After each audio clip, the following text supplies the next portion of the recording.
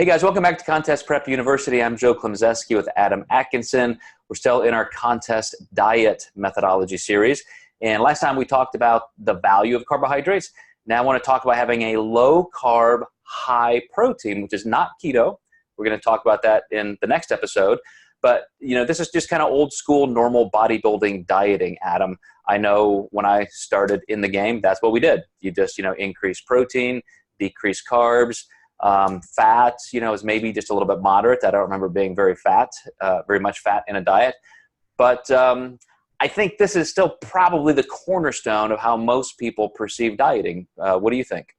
Yeah, you still see this a lot today. I actually had a client who just came to me. She was a female eating 200 grams of protein a day, and she's like 5'0", and her carbs were at like 30 grams a day and fats were at like 30 grams a day. And I thought, oh my God, what are you doing? So obviously, yeah, and it's that kind of a person, and it seems like you're right. A lot of females come in, especially with almost male level of protein, and I've seen some blood work with ALT and AST levels elevated, and some renal issues, filtration rates, and SED rates that are a little bit off the chart.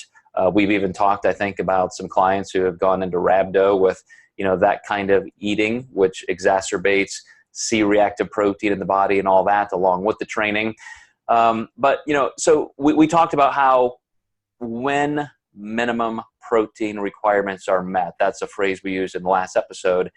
And why would 200 grams of protein for a 100-pound female not be okay if they just choose to? They just would rather have protein than carbs. Where do they go wrong with that? Yeah, they're way above the RDA. And also, too, your body can start mining calcium as well, and you can reach a really high level of acidity that's not healthy, just kind of like what you were saying.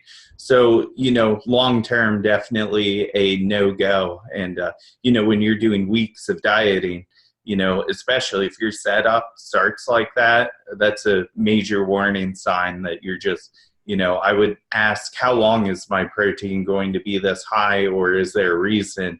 And there's just no research out there to support that. Another thing that people discount is they think, protein makes you fuller. You feel fuller mechanically because it takes a long time to digest. But I think we've all experienced the fact that your stomach can feel full, and yet you're still hypoglycemic and you feel devastatingly hungry because your blood sugar is still so low. And so, as we said, there's a minimum level of protein that you need, and the RDA for your client that may be 100, 120 pounds, could be around 50 to 60 grams of protein. So 2 times the RDA, which is a really safe ceiling, gets her up to 100, 120 grams of protein a day. To go up even twice that, so now you're quadruple, again, there's just no value. You're not increasing metabolic capacity, metabolic rate. You're not increasing in anabolic environment. You're actually doing the opposite because there's no value in more protein than your body needs, but you could be getting that value from carbohydrate. So, it just becomes behaviorally more difficult. That's why there's a lot more binge eating. And you're decreasing your value in terms of what you could be achieving in metabolism and retaining lean body mass.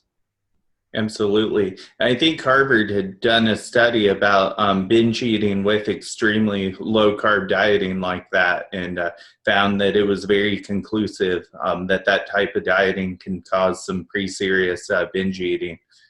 Yeah, any low carb or ketogenic type dieting does that. So there were a couple universities, including Harvard, that has done studies on that. But so guys, here's where you can employ this. I said we would be fair.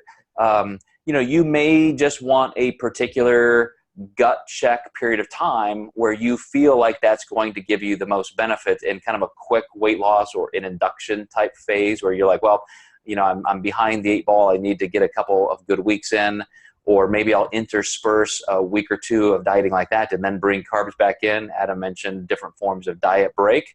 So again, it's not that it has no value. It's just long-term, you're gonna see decreases in metabolic rate and anabolism, and you're gonna start decreasing lean body mass, fullness, that appearance. So So it's something to put in your back pocket as a tool if you need, but I would not do it as an entire prep. So stay with us, and we're going to tell you next time about literal and legitimate ketogenic dieting. So we will catch you then.